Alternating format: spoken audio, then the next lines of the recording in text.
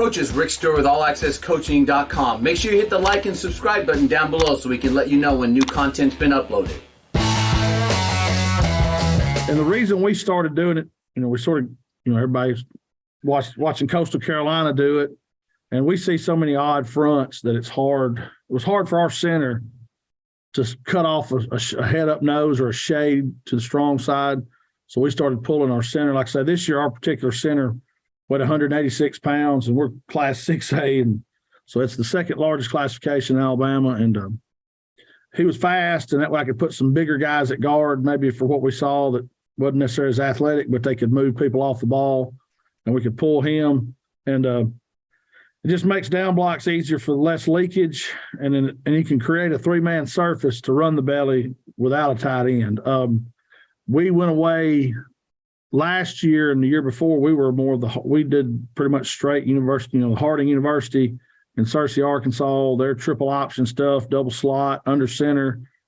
And so this year we sort of went away from that. We didn't really have enough slots to do it, or fullbacks for that. I mean, we were sort of short on running backs. We learned that you got to have a lot of depth to do that. So we went to the pistol. This year we never got under center at a time, and it worked out really well pulling that center in the pistol. I don't know how well it'd work under center, but I think it probably could work if you worked on the footwork.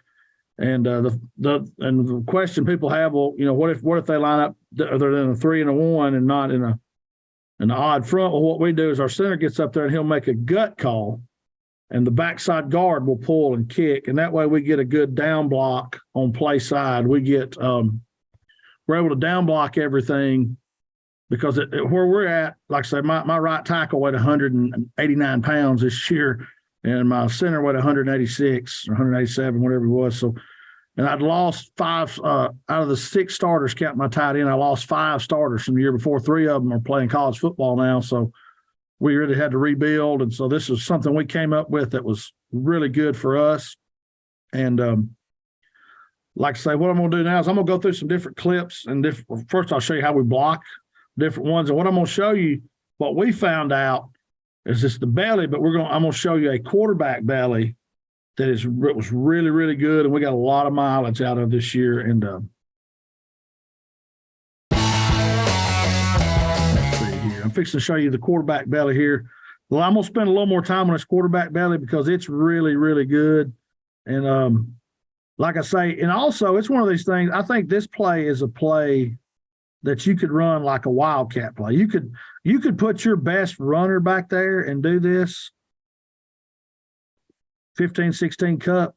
I'll tell you, this is something you could do as like a wildcat set. I mean, if say you have a quarterback that you can't get hurt, but say you need to pound, we're always looking for something.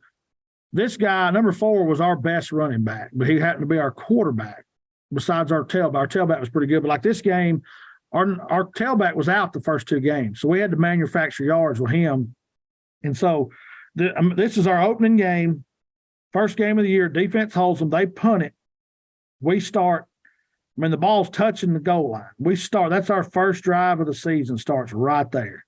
And so we call quarterback cup, and we don't do it right, but we wound up making a big play here. And because our quarterback was a good player. So he bounces it and gets out. We thought he was going to go there for a second, but you can see, like I say, you can see where the ball's at. This is, this no fun to start your first drive of the season, first game of the year. So our fullback should be coming on through. He should wrap on through. What should happen is we're kicking here, quarterback. It took me a while to convince him you can't bounce it, because he was our fastest player. He could run pretty good. And he's got to follow this guy. If he follows that guy, you see we've got nobody left. If he can get to this safety, or at least make this safety change directions one way or the other, and he cuts off of it, it's a 99-yard touchdown. But he chose to bounce it. We get away with a block in the back right there, thank goodness. And at least we got out of that hole we were in, like I said, to start the season on the 1-inch line. And some of these are the good and the bad and ugly. This is first game. He's bouncing it. He don't understand. He cannot bounce it like that. He should be cutting up under there. You guys out there that run the buck sweep, it's just like when you get those guys that He's got to make an L cut just like it's a buck. Really, this turns into like a quarterback buck sweep, but you're pulling the center and the fullback. If you really want to mess with people, if you're a wing T guy right now watching this or going to watch this, you want to screw with their linebackers. They're going to read your guards, run this 15-16 cut because they're not going to be ready for it. You come out in a game where you know they're going to read your guards, you run a lot of buck sweep, this turns into a quarterback buck. And I'm telling you, as the season goes on, it was a good play for us. You see, he cuts under. If he'd have made that cut initially, he wouldn't. This game, this is a crazy game. We won 13-10 the first game. They were a lot better than us. We just found a way. At the end, we stripped the ball in the end zone, recovered it. So you can see right here, he's got a cut right there. He got fussed at in film on Sunday because he wasn't. He's trying to do too much, trying to be a hero. He could run. Of course, you can see it's 3rd and 24. We're backed up again. We're going to call Cup, just get a few yards and punt it.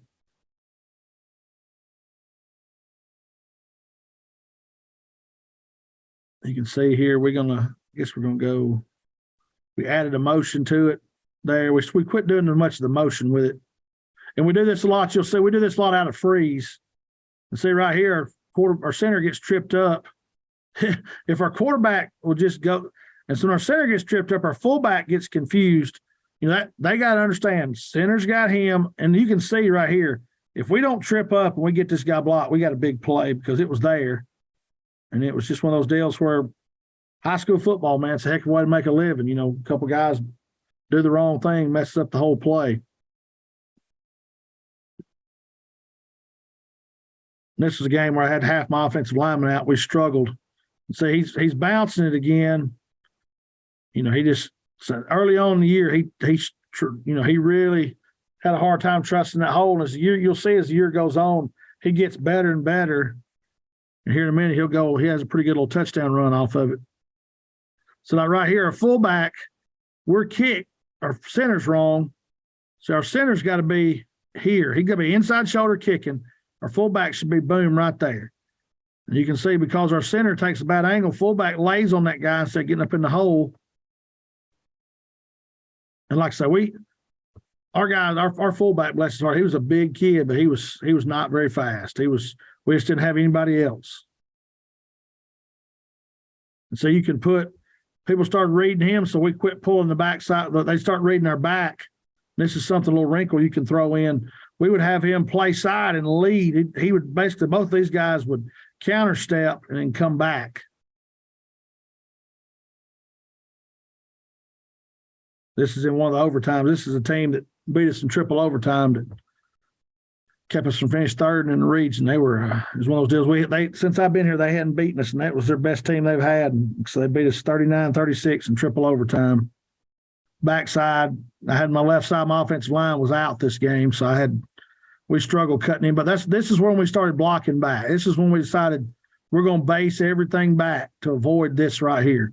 And I used to be a big scoop cut guy. I mean, we would cut hard on the backside. But what started happening with us is everybody started flagging us. We started getting flags every time we cut something. They say it was a chop block. So we started doing this. That's what Coastal basically zones everything away from it. We call it down blocking, but basically it's a zone block. I'm not a zone scheme guy. I mean, I'm just probably a dinosaur these days. I'm still a gap. I just think you block gaps, but who knows? We're going to get a new coach next year. I may be an inside zone guy, so you never know. But like I said, this is out of the straight pistol. We'd freeze it right here. This is a good example. We did this a lot when we did our freeze. We'd freeze them, so they were lining up. Then we'd make the call. We'd run quarterback cut one way or the other, just trying to get, and all we'd do, we'd call it east or west. West was left, east was right for the fullback.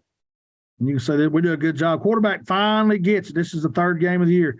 He finally gets that seam and I'm telling you, you guys that run any kind of like gun tee, buck sweep, whatever, I'm telling you, this is something to add to your repertoire if you've got a runner at quarterback because they can't read your guards.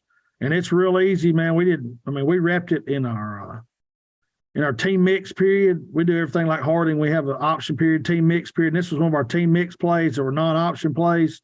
And, man, we lined up in this, and we got really good at it. 34 does a great job right here. He's just following the party down until he finds the white jersey, gets in his way. we let the nose guard get off right here a little bit too much. Like I say, my offensive line, this was the least athletic O-line I'd had since I've been here. They played hard and got after it. And like I say, 3 of the guys the year before are playing college now. We'll have one guy of this group that'll he's going to NAIA school. He's signing in February. But we didn't have a lot of just dudes out there. We just had tough guys that played hard. Here's a good end zone shot of it. When we freeze them, see how they're lining up. We're gonna go 16 cup because the angles are there. Should have block down angles. Guy in the box is helping me. I don't call the plays from the box because I have to coach the O-line too, and I feel like I have to be down there with them during the game between series. And see, Ford does a good job right here, man. He finally gets this. Is our 3rd game of the year. He finally gets it. He feels it. And he follows that fullback, and the fullback makes his block, and it's a touchdown. And this is a big rival for us, Jasper High School, and it's a game we have to win. So here we're going weak with the cup. Now we're going away from tight end because, like I say, we were getting ready for the playoffs and we self-scouted ourselves, and everything we were doing was to the tight end. So,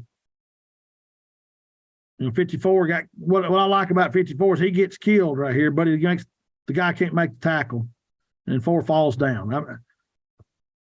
Like I say, he's a turf monster, jumped up and bit him. But like I say, and I keep saying this, you guys that run wing T that are watching this, or guys, I'm telling you, this is the play if you've got an athletic quarterback. Coaches, Rick Stewart with allaccesscoaching.com. I really hope this video helps make you a better coach. Make sure you hit the subscribe and like button down below so we can let you know when new content becomes available, because we're all about coaches helping coaches. And remember, coach, better today, never as good as tomorrow.